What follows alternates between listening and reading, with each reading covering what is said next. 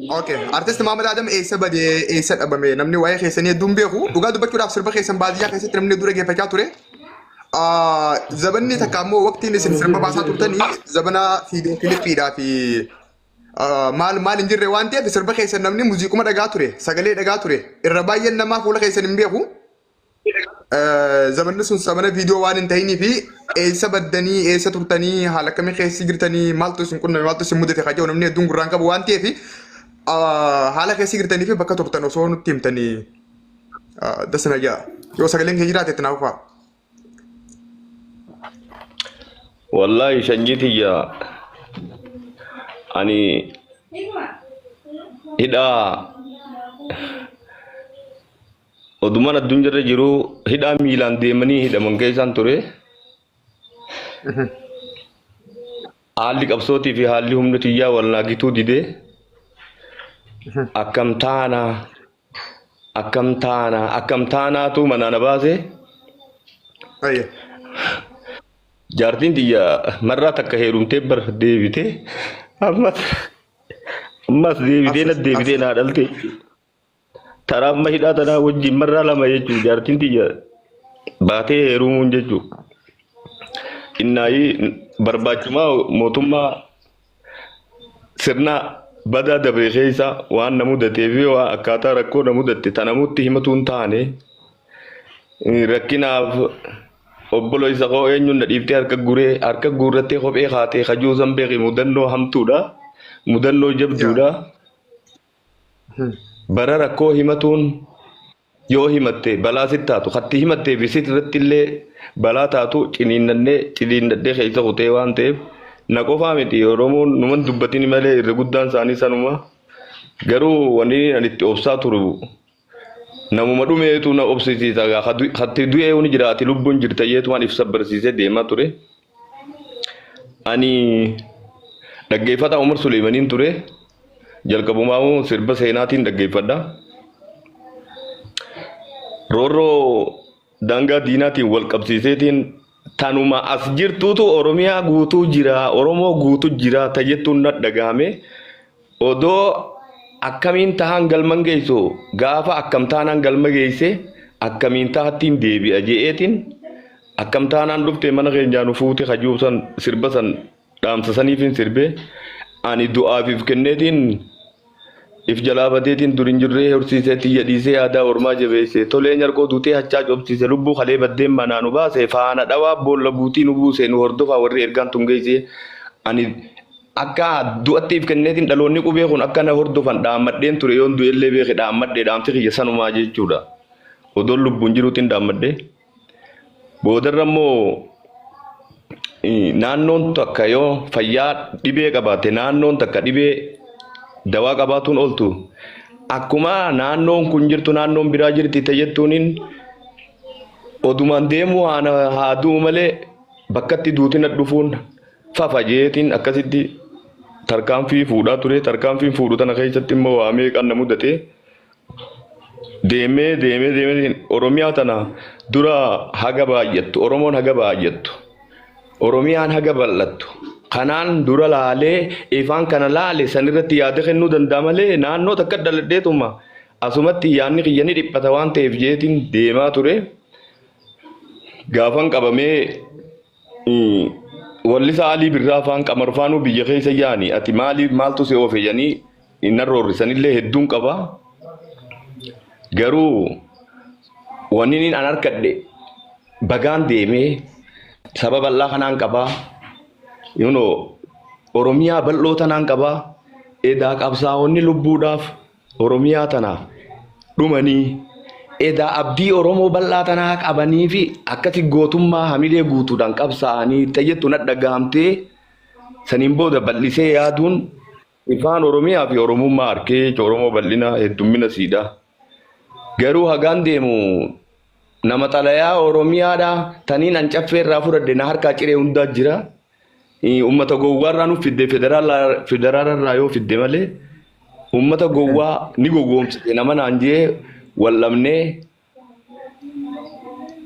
achi deemee bakka Abshir. Firidaawaatti illee na jala dhufan Dirreedhawaatti illee na jala dhufan jee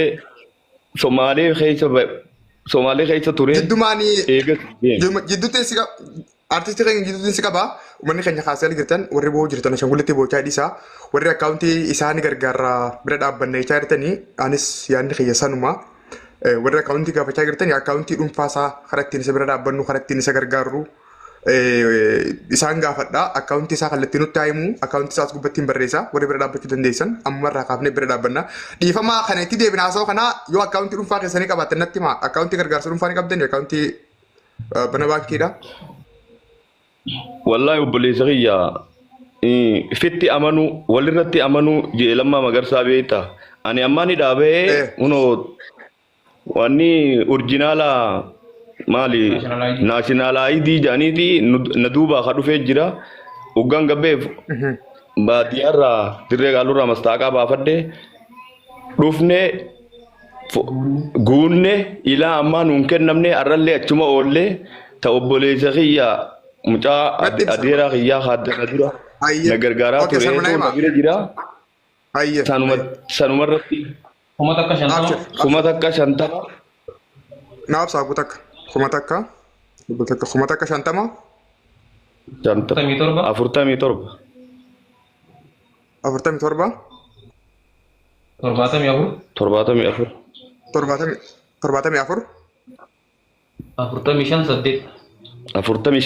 47 saddeet okay na dhaggeeffadhu marraa si deebi'a abbaan akkaawuntii sun naa sitti hima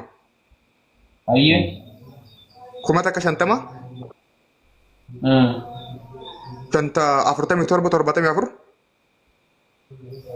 akkasuma ayyee 45 saddeet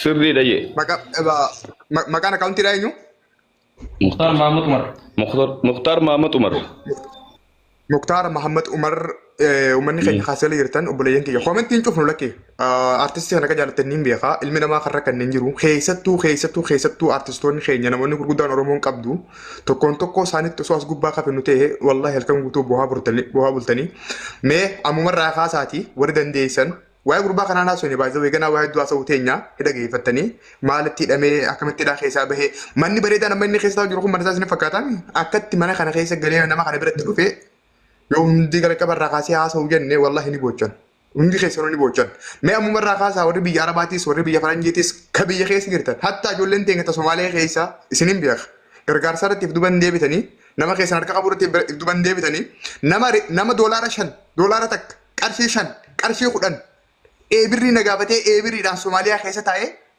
nama keenya Itoophiyaa keessa gargaaruun beeka ani ijoollee Somaalee keessa wallahi doolaara takka nama doolaara takka gaafa Ustaaz Muhammad Anas fa'aa Ustaaz Anas Muhammad fa'aa nama doolaara takka Somaalee keessa taa'ee doolaara takka ergaa ture jira isiniin beekan Itoophiyaa keessa ijoolleen qamoo jirtu tabarattu taqalamaa fi dabtara maatii gaafattu waa warri ittiin baradhu jeesiidhaa kenne barcaa guyyaa tokkoo hirriibaaf takka ammoo waan biraatiif irraa dabarsitee waan guyyaa takka jimaan bitattu 5,000 kuma takka 500 nama eebirriidhaan Itoophiyaa keessaa nama keenyaaf erguu jira hanguma isin kennitanii olitti rabbiin isin ifaa kennu artistii kana abbaa ilmaaniiti abbaa ijoolleeti waa'ee isaa osoo hin finne seenaa sirba isaa waa'ee hedduu hafe waan ta'eef warra rabbi isin laaffise warra dandeessan adaraa ammumarraa kaasaa akkaawuntii asirratti agartan tana kuma takka 50 47 74 45 8 maqaan ammoo Mukhtar eenyuti jettee Mahmud Umar Mukhtar Mahmud Umar kallattumaan akkaawuntii kanaan akkaawuntiin maaliidha Nigdi baankiidha Nigdi baankiidha warri dandeessan ammumarraa kara dandeessaniin yaala Mukhtar waan naa gootu akkaawuntii kan keetira duraan waan jiru naa laali saatii ammaa kanarraa kaafnee waan asii booda bu'u immoo addanaa baasaa deemtaa ijoolleen teenyas galatti riyaala 400 birrii 400 birrii 1,000 takka minaa mingachaa jiranii warra birrii takka haa taatu birrii 1,000 takka haa taatu birrii 5,000 haa taatu rabbi jecha artistii manaa bahe haadha manaatiin adda bahe harkoo Oromootiif waggaa meeqa hidhaa ture waa'ee jawwaalaa waa'ee teeknooloojii waa'ee baankii waa'ee mattaaqaa gandaa waa'ee bilbilaa namarraa quban qabne dheengadda hidhaa keessaa bahe gurbaan kun kanaaf warri dandeessan soomana baranaa yoo yaadattan soomana gaafa guyyaa 27 na dhufe Aliyyi Saabit Ustaaz Hamzaa Keejaabir sheeritti naa godha guyyaa san waliin as turre Aliyyi Saabitii fi inni kun nama qaamaa wal beeku artistoota warra ogummaa takka qabu dhufee akkuma ammaatti viidiyoo banatee artist Alii Isaa fuuldura taa'ee boo'ee ana Mahammad Aadamii an saayiba keetii waggaa hangana jedhameetiin akka teeraa keessaa ba'ee naasi barbaada naan dubbadhu jedhe. Dhagaa anas nitti hima. Dheengadda anas gargaarree laftinis soomanaa gargaarsi ni baay'atee gaafa soomanni bahee isinitti himna siddeemina ganiitiin isaa fi Hamzaa Hijaabiris gastii tanarraa kutan. Guyyaa sana. Hanga ammaatti salaam aleekum isaan hin jenne salaam aleekum anaan hin jenne. Anammoo isin turarra nama gurguddaadha. Namni hedduulleen isin dhagaha. Gurbaan kun waliin dhufee rakkoo isaa nutti himate. Rakkoo isaa tana isin bakka itti nu godhaa guyyaa itti nu godhaa gennaaniin atummaan itti nu godhinaan jiran. Ana hangammaatti soomana guyyaa 27 irraa hangammaatti isaan eegeen naanis hin dubbanne isaanis hin dubbanne kophaatti yemmoo dhibbata kallee maan taane kumata kallee maan taane waan inni guyyaa takka bishaaniin itti bitatu anaa gabbee uummata kanaaf kadhatee isa fuudhee fide. Kanaaf warra dandeessan akkaawuntii ammaas mataa isaatiif mataa gubbaa jirtu sana qabadhaa maqaa Muktaar maal jedhuuni. Mahammad Umar. Dhigaaf. Muktaar ati moo yoo dandeesse baankii kan kee if biratti naa laali ammumaan tana. Warra dandeessan boruus haa ta'u iftaanis haa ta'u amma saatii kanaas haa ta'u waan dandeessan qarshii 5 taane 50 taane 100 taane waan dandeessan gumaacha hadara. Ammumarraa kaasaa nama 1,200 jirtanii nama 200 kana keessaa namni waan nyaatu hin qabne hin jiru. Namni waan dhugu hin qabne hin jiru. Namni bakka gachiisu hin qabne hin jiru. Inni immoo waan dhugu waan nyaatu uffata kana namaan liqeesseef ni beekan. Manni inni jiru kun ijoolleetu bilbila abbaa bilbila kanaaf fuudhee fideef bira malee manni kun mana isaatii miti. Kanaaf hadiraa rabbii warri dandeessan waan dandeessaniin ammumarraa kaasaati bira dhaabbadhaan. Hamzaa Hijaabirii fi Aliyyi Saabit guyyaa san isa kanatti waada seenanii qotanii sheeritti naa godhaatii amma haa dhufanii. Sheeritti naa godhaa warri dandeessan.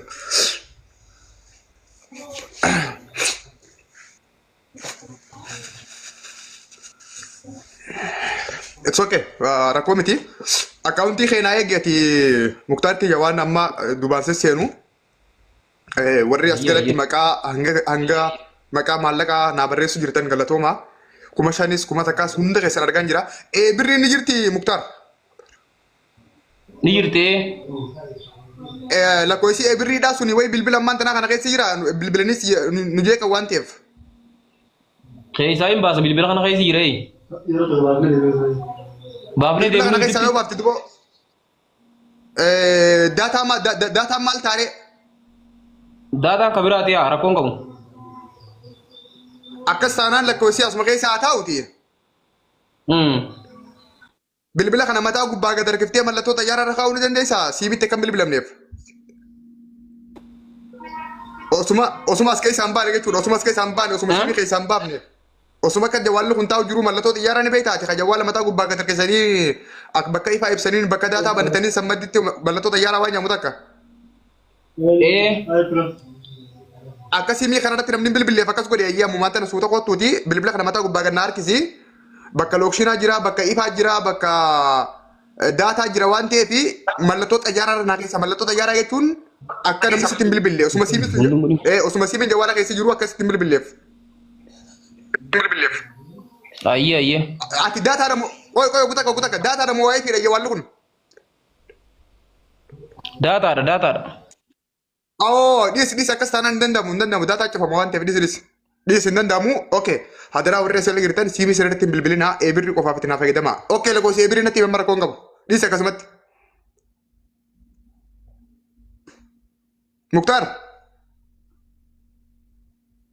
Iduru akkas godhe fakkaatti yaa'u. Dura akkas godhe na fakkaatti. Waa'ee fiidha gannaan hin seebara akkasan.